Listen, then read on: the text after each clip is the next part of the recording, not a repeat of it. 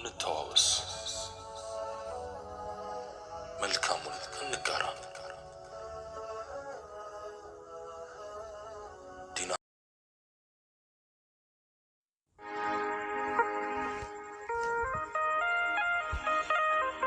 ይህ ህይወት ጣዕም የተረጋጋ ህይወት እንዲኖርህ መጽሐፍ አንብብ። ብዙ አታውራ፣ ማውራት ሲኖርብህ ግን ዝም አትበል።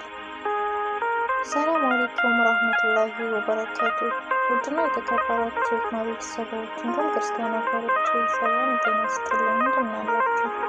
ቪዲዮውን ስትጀምሩ ላይክ፣ ሼር፣ ሰብስክራይብ አድርጉ። የህይወት ጣዕም የተረጋጋ ህይወት እንዲኖርህ መጽሐፍ አንብብ። ብዙ አታውራ፣ ማውራት ሲኖርብህ ግን ዝም አትበል። ምክር፣ አስተያየት ለመቀበል አትፍራ። በተደረገልህ ጥሩ ነገር አመስግን። በቂ እንቅልፍ ተኛ፣ የማታውቀውን ጠይቅ። በየወሩ ካለህ ገቢ ላይ ትንሽም ቢሆን ቆጥብ። ዛሬ መስራት የምትችለውን ነገ ዛሬም ስራ። ችግር እንዲፈትንህ አትፍቀድ። የሰው ልጅ ሲቸግረው ልብሱን፣ የቤት ዕቃውን፣ ኩላሊቱን ሳይቀር ሊሸጥ ይችላል። ፊለናውን ከሸጠ ግን በጠና ቸግሮታል ማለት ነው።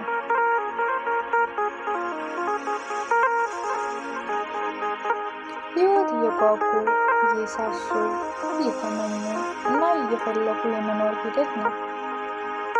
ከአንዱ ህይወት ከእርከን ወደ ሌላው መሸጋገር ያስፈልጋል። ያስጠላል፣ ግድ ይላል፣ ደስ ይላል። ምናልባትም በመኖር ሂደት ውስጥ ለውጥ ባይኖር ኑሮ ህይወት ጥፍጥና የሌላው ይሆን ነበር። ህይወት በመስጠትና በመቀበል ህግ ጥቅም የመሳብና ጉዳትና የመገፍተር ስርዓት ነው።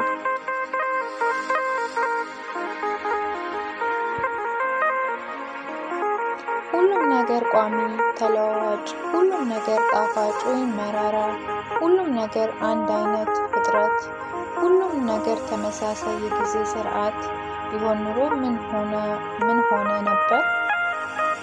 ምን ይሰማንስ ነበር? ሙሉ አድርጎ ቢፈጥረን ኑሮስ መብዛታችን ጥቅም የሚኖረው ይመስላችኋል? ፈጣሪ በልዩነት ውስጥ አንድነትን፣ ጎዶሏችንን አንዱ በአንዱ እንዲሞላ መፈላለጋችንን ለአንዱ የሰው ዘር ፈጥሮ መብዛታችን አንዱ ሲያጣ ለአንዱ እየሰጠ፣ አንዱ ሲያረጅ አንዱን ሲወልድ፣ አንዱ ሲያለቅስ አንዱ አጽናኝ፣ አንዱ ሲደክም አንዱ ጠንክሮ፣ አንዱን ሲታመም የአንዱን ልብ አራርቶ አስታማሚ ያደርጋል። በልዩነት ውስጥ አንድነት እየሰጠ በጸጋው አዋህዶ ያኖራል።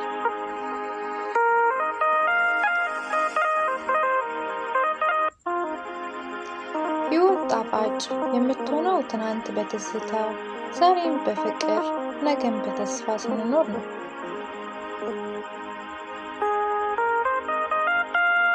በህይወት መኖራችን ምንም ካልጠቀመ በምንም ምክንያት ይሁን መሞታችን አያቆጭም። በህይወት መኖራችን አበርክቶ ካለው መሞታችን የብዙዎች ተስፋ፣ ብርሃን፣ ህልም፣ ህይወት ይዞ እንደመሞት ይሆናል።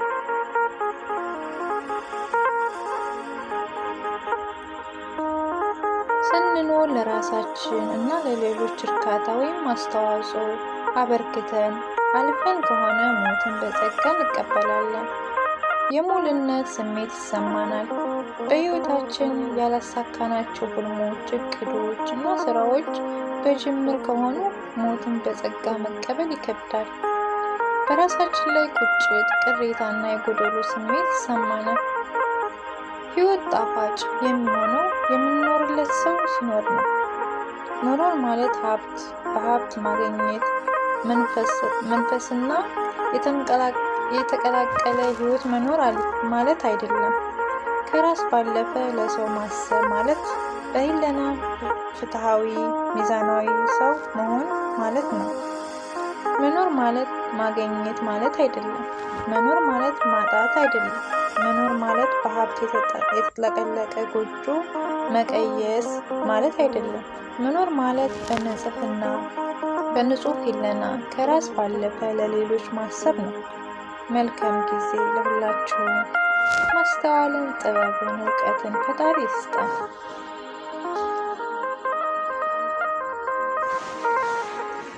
ውድና የተከበራችሁ የሂክማ ቤተሰቦች የዛሬ ቪዲዮ ደግሞ ይህን ይመስላል። ከወደዳችሁት ላይክ፣ ሼር፣ ሰብስክራይብ ያደረጋችሁ ቤተሰብ አድርጉ።